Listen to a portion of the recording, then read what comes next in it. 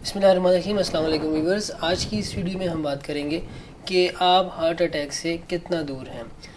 Viewers, میں آپ کو بتاتا چلوں کہ ہارٹ ڈیزیز جو ہے یہ ایکچولی ایک پروگریسو ڈیزیز ہے، یعنی کہ یہ وقت کے ساتھ بڑھتی رہتی ہے، عمر کے ساتھ آہستہ آہستہ بڑھتی رہتی ہے، اور ہم اپنا فاصلہ ہارٹ ڈیزیز تک طے کرتے رہتے ہیں۔ اس میں بہت سارے فیکٹرز ہوتے ہیں، وہ ہم دیکھتے ہیں کہ کیا ہے جس کی وجہ سے آپ دیکھ سکتے ہیں کہ آپ خود جو ہے وہ ہارٹ اٹیک سے کتنا دور ہیں۔ آئیے دیکھتے ہیں۔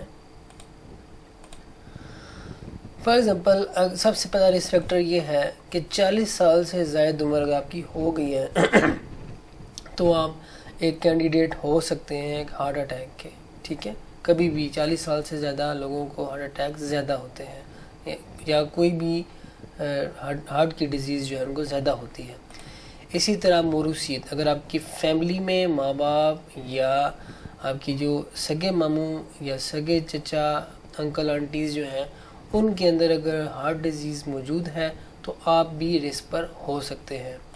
سملرلی، اگر آپ کا ہائی بلڈ پریشر ہے، آپ کا کولیسٹرول لیول جو کہ آپ لپڈ پروفائل سے چیک کر سکتے ہیں وہ زیادہ ہے، یا آپ کو ڈائبٹیز شوگر کی بیماری ہے، یا آپ موٹاپے کا شکار ہیں، آپ کا وزن زیادہ ہے، زیادہ آپ کھاتے ہیں، آپ جنک فوڈ کھا رہے ہیں، اس کی وجہ سے آپ کا جسم موٹاپا ہے، آپ کا وزن زیادہ ہے، تو بھی آپ رسک پر ہیں۔ اور اگر آپ تمباکو نوشی کرتے ہیں، اسموکنگ کرتے ہیں، تو بھی یہ بھی ایک رسک فیکٹر ہے ہارٹ ڈیزیز کے لیے۔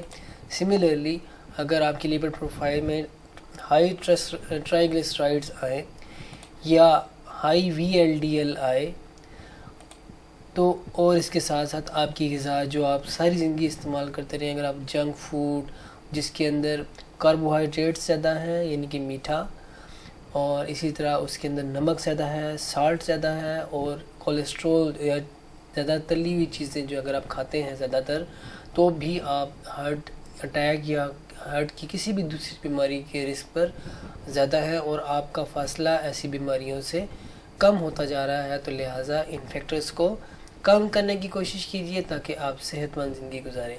Thank you, do like and subscribe my channel. Allah حافظ۔